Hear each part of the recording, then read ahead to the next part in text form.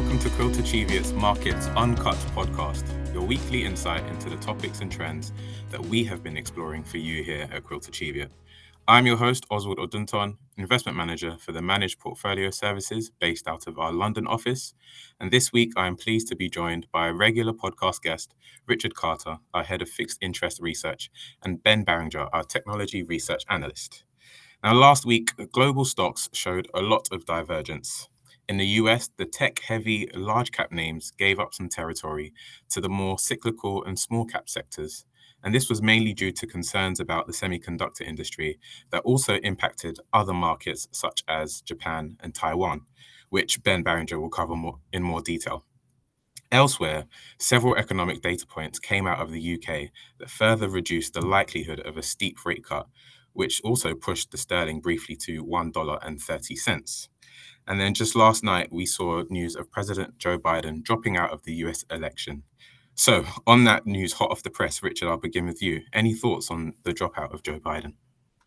I don't think it was a massive surprise. I know he and his campaign have been saying he was going to carry on going and carry on fighting. But, the idea that he could serve another 4 years as president just seemed to me completely crazy. So not hugely surprised he stood down. It does look like Kamala Harris will now be the nominee for the Democratic Party because most of her rivals seem to have backed her anyway. So I think for markets, they'll probably still think Trump is the favourite. He polls ahead of Harris, and she's not, it's not an easy job to do, vice president, but she's not exactly set the world on fire in that role. And I think, markets will still be expecting Trump to get in, at the next election. But it might slow down some of the Trump trades, so-called Trump trades that we've been seeing in markets, particularly sort of steeper yield curves and things like that. But as I say, it's probably, it makes the race more interesting because I think Trump versus Biden, he would have won comfortably, but Trump versus Harris, maybe it's still all to play for.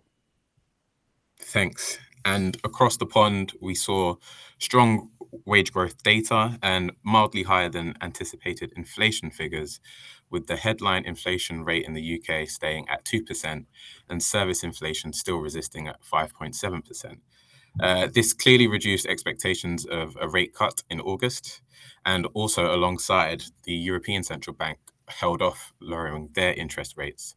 So is there still a chance we'll see a rate cut this year? And if so, what underlying trends will the central banks be keeping a keen eye on? Yeah, I still think there's a chance of a rate cut this year. Those inflation numbers a little bit disappointing, but big picture, 2% CPI. It's not too bad. It's just service side inflation taking a bit of time to come down, partly because of strong wage growth we've had over the last year or so. But markets still expect a rate cut come September. That's both here and in the US. And I think the Bank of England will be looking pretty closely at not just inflation, but also the labour market, because we also had labour market numbers out last week, and unemployment's gone up a little bit. Wage growth has slowed a bit, so there's still a reason why they might think that we've got rates at 5.25, inflation's now at 2. We've got a bit of a scope to cut interest rates. So I think September's still open, but they will be watching that service side pretty closely, I think. Great, good to know. And last week, given all the news, we actually heard the King's speech where Labour laid out several planned reforms, from economic growth policies, employment rights, and renationalisation of railway transport services. There was a lot to digest, but can you share your main takeaways from the speech? Yeah, a lot of pomp and ceremony in these sorts of things, which is always interesting to watch. But ultimately, a lot of these bills were, either plans that the previous government had anyway, or they were sort of manifesto commitments from Labour. So not too big a surprise, although it looks like they've got a big agenda and they've kind of hit the ground running. So from that sort of sense, that's probably not a bad thing at all. The question for them, they've been talking about trying to get sort of 2.5% GDP growth.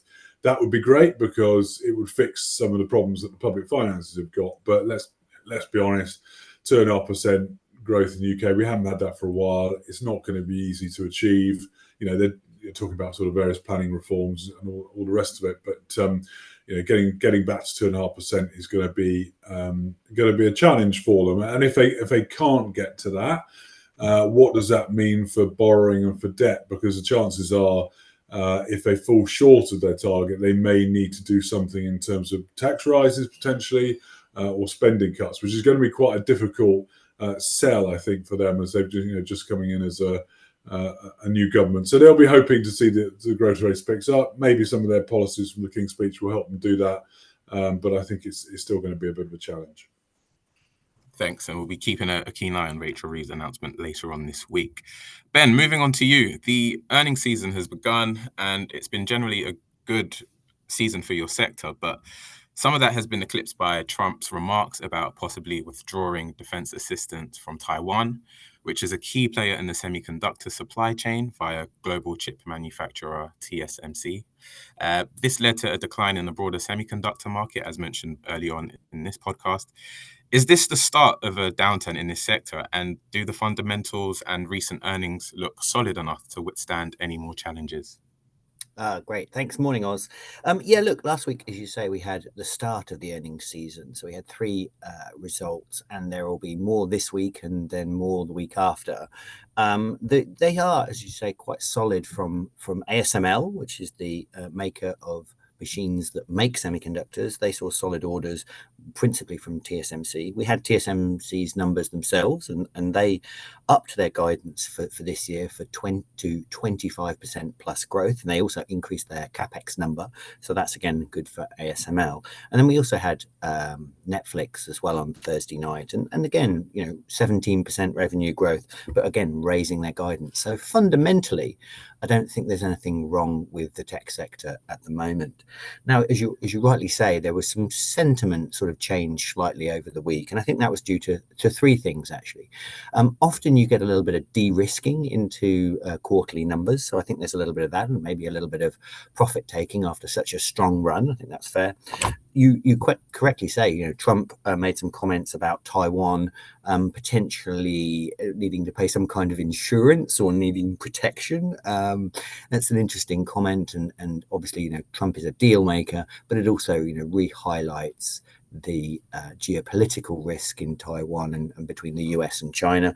And then finally, and this is also quite important, I think, is that Biden has been, or the US current administration has been looking at further sanctions on US China. These are just rumors at the moment, but remember, we've had quite a lot of sanctions already, but the Chinese have still been able to make reasonably advanced chips, and so they're talking about cutting off servicing of the machines, and that would really hurt the Chinese semiconductor manufacturing sector, but it also increases the risk that China builds its own semiconductor capital equipment industry, and that would be bad for the rest of the world. And so you've got to be careful what you wish for. Look, we always get these sanctions or rumors of these sanctions moving into the autumn, and so these announcements are normally worked through by the industry, and so it's obviously something that we watch very carefully, but we're not overly alarmed. This is the normal cadence of when the US starts to look at the sanctions it has with China.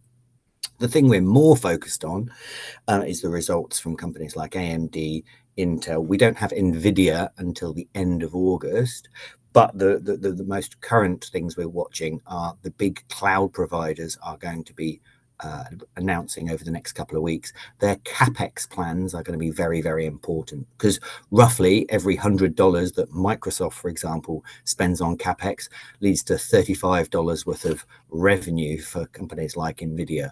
And so that we think that is much more important. So look, expectations are quite high. We have a little bit of conservatism, but we're not fundamentally worried about the state of the tech sector. Thanks, Ben. And ironically, now we are using a lot of technological devices to record this podcast. Late last week, we witnessed huge international issues at airlines and the London Stock Exchange, also facing severe issues due to a massive tech outage from a security update by Microsoft. from one of their cybersecurity providers, CrowdStrike. That just shows how essential IT is in our everyday lives. But how did this affect companies like Microsoft? And will this lead to more consolidation in the cybersecurity space as a result? Yeah, look, so as you say, on Friday morning, there was a cyber update by CrowdStrike. They are a specialist in endpoint in cybersecurity. So there's lots of areas of cybersecurity, firewall, identification, and so on. These guys, CrowdStrike, specialize in endpoint. As you say, impacted airlines, travel, banks, the London Stock Exchange, and it did cause some outages at Microsoft. It didn't, however, affect things like Teams and Outlook, but it did send a bit of a shockwave across the industry. You know, the reliance on companies like CrowdStrike. It was resolved very quickly. It's important to say, by the way, it was not a cyber attack. It was a software update, as confirmed by the CEO of CrowdStrike. So that was his mea culpa. But it was resolved by Friday afternoon. We don't cover CrowdStrike, but you know, we do know the company well. The stock was initially down about 20%, something like that, and finished down about 11%. I think there will be some reputational damage to CrowdStrike.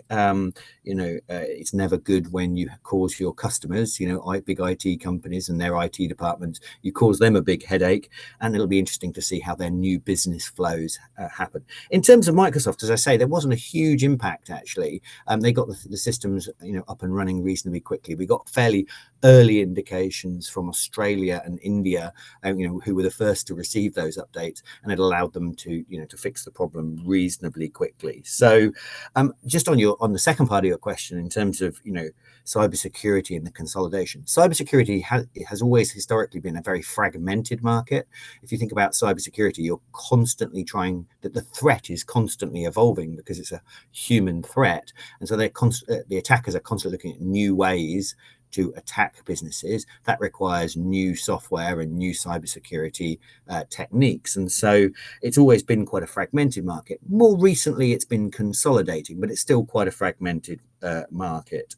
So, you know, and the other important thing about consolidation is it allows chief security officers, you know, the head of cybersecurity within businesses, it gives them, you know, a less complex architecture if you do get consolidation. So look, we watch this closely. We currently prefer companies like Palo Alto, but yeah, another, as you say, important flag that cybersecurity and the IT infrastructure that we all rely on is so important. Thanks, Ben, and thank you both for your insights today. Before we draw to a close, if any listeners have any questions they would like to ask one of our analysts for a future podcast, you can put your questions forward to our team of experts by submitting them via the weekly comments page on our website. We'd love to hear from you.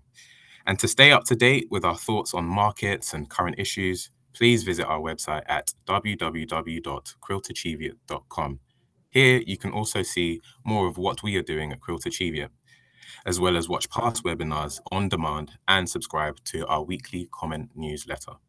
We'll be back again next week, and in the meantime, for those of you on social media, you will be able to see up-to-date content on our Facebook, Instagram, Twitter, and LinkedIn pages. Thanks again to Richard and Ben for their time today, and to all of you for listening.